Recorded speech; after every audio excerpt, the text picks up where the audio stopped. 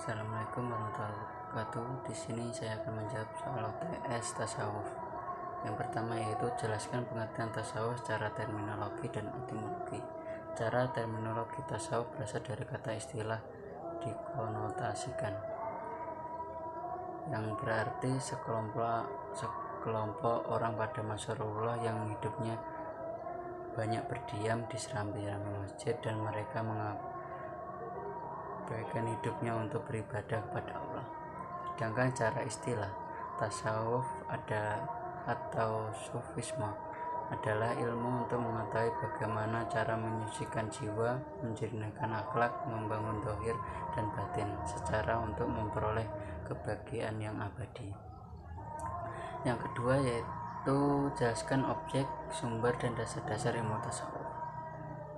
Objek tasawuf adalah dari hati atau jiwa manusia. Pembahasan tasawuf lebih banyak menekankan pada masalah jiwa manusia serta materi.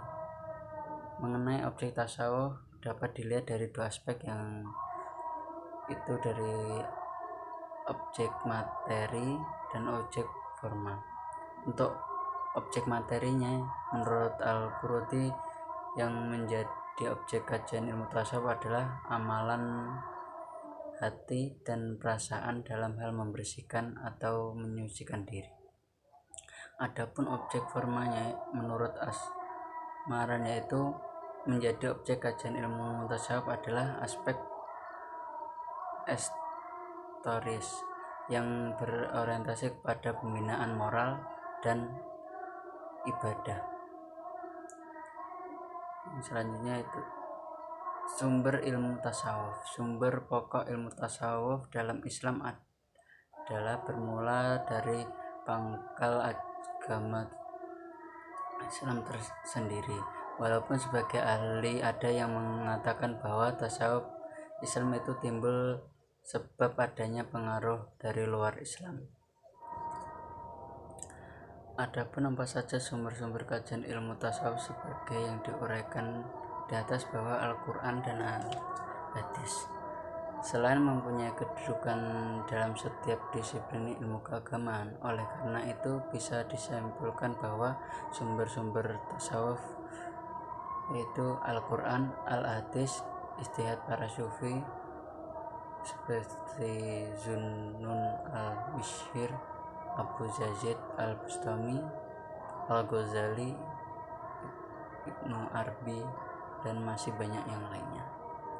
Selanjutnya yaitu dasar-dasar ilmu tasawuf. Tasawuf jika dilihat dari dasar maupun sunnah, maka dapat dipahami bahwa tasawuf dan sufi memiliki posisi tertentu dalam lingkungan Islam. Atau dengan kata lain, bahwa tasawuf atau kehidupan sufi dapat ditentukan dalam Islam, baik itu dijelaskan dalam Al-Quran, Al-Hadis, maupun implementasi Nabi. Yang ketiga yaitu sebutkan faktor-faktor yang mempengaruhi lahirnya tasawuf. Faktor yang pertama yaitu ajaran Islam sebagai terkandung dalam kedua sumber Al-Quran dan As-Sunnah. Yang kedua yaitu reaksi rohani kaum muslim terhadap sistem sosial, politik, ekonomi di kalangan umat. Yang ketiga, kepandangan agama Nasrani sebagai konsekuen agama lahir sebelum Islam. Sejarah singkat perkembangan tasawuf. Masa Rasulullah SAW belum dikenal istilah tasawuf. Kata tasawuf dan suf belum dikenal pada masa awal Islam. Namun tanda-tanda suf dan ilmu kesufian itu sudah ada. Meskipun namun sufi dan tasawuf sendiri belum muncul sebagaimana ilmu-ilmu lainnya. Tasawuf baru dimulai pada abad pertengahan 3 Hijriah oleh Abu Hashim Kufi dengan melestarikan al-suf di belakang namanya menjadi al-Hashim al-Suf. Dalam Islam sebelum adanya tasawuf terlebih dahulu munculnya apa saja yang dinamakan zuhud. Menurut para ahli, yuhud adalah fase yang mendahului tasawuf, karena perihal yang paling penting bagi seorang suf adalah yuhud, yaitu keadaan meninggalkan dunia dan hidup kematerian. Yang nomor 4 yaitu sebutkan perbedaan makomat dan ahwal dan sebutkan tingkatannya. Makomat dan ahwal merupakan suatu permasalahan yang berhubungan dengan dunia. Tarekat, setiap orang yang bertarekat itu pasti akan melalui makom yang tertentu dalam setiap perjalanan menuju kepada Tuhan. Tiada makom yang dilalui tanpa awal, dan tiada awal dilalui tanpa makomat. Menurut Ibnu Athaillah berpendapat bahwa ahwal itu terbagi menjadi 3 bagian, yaitu al-muqtadi, al-mutawasi, al-muntaha. Al-muqtadi adalah Allah menyadarkan hati seseorang yang salik dari sifat lalai yang ada pada dirinya, sehingga hatinya akan berada dalam keadaan sadar. Dengan hal itu dapat mengeluarkan diri dari kelalaian hati kepada terangnya cahaya kesadaran. Al-mutawasit adalah Allah menjadikan hati seseorang saleh itu senantiasa hadir dalam menyintai sehingga dia lupa kepada yang lainnya. Ketika itu al-muntaha, Allah menjadikan hati orang yang saleh itu senantiasa yuhud terhadap hakikat. Tingkat-tingkat makomat secara garis besar ada 8, yaitu makomat taubat, makomat zuhud, makomat sabar, makomat sukun, makomat kuf, makomat raja, makomat ridha dan tawakal, makomat mahabbah. Tingkatan makomat menurut beberapa ahli berbeda, yaitu sebagai berikut. Makomat taubat merupakan langkah awal yang harus dilalui seorang salik. Sebelum mencapai makom ini, salik tidak bisa mencapai makom lainnya.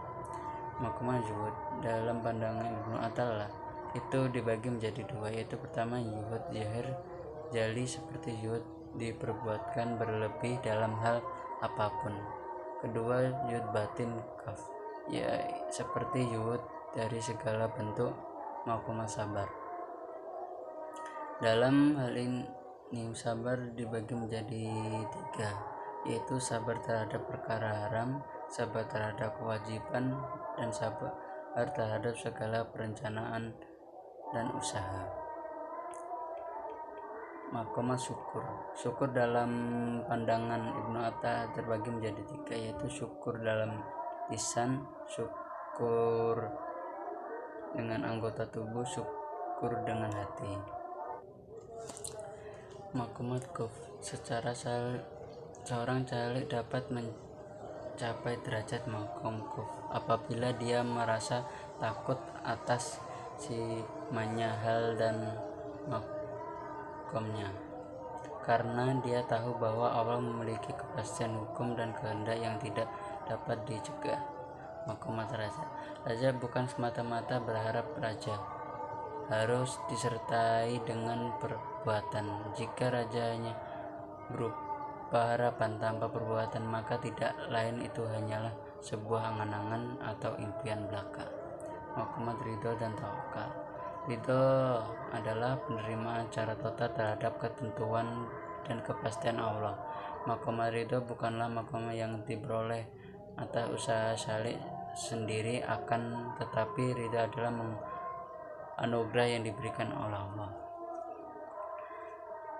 Makomat mahabbah yaitu cinta kepada Allah, yaitu tujuan luhur dari seluruh makom, titik puncak dari seluruh derajat.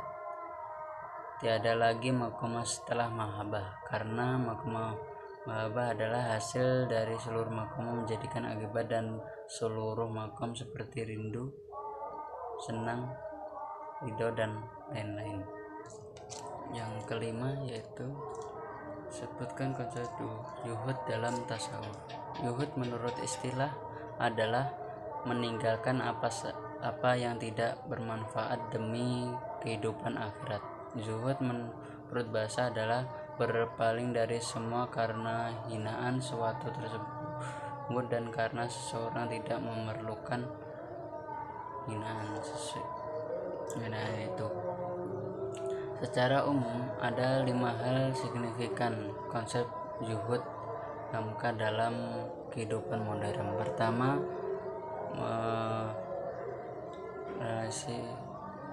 kecintaan terhadap dunia. Kedua, mengatasi problematika spiritual masyarakat modern. Ketiga, memberikan subvensi bimbingan etis.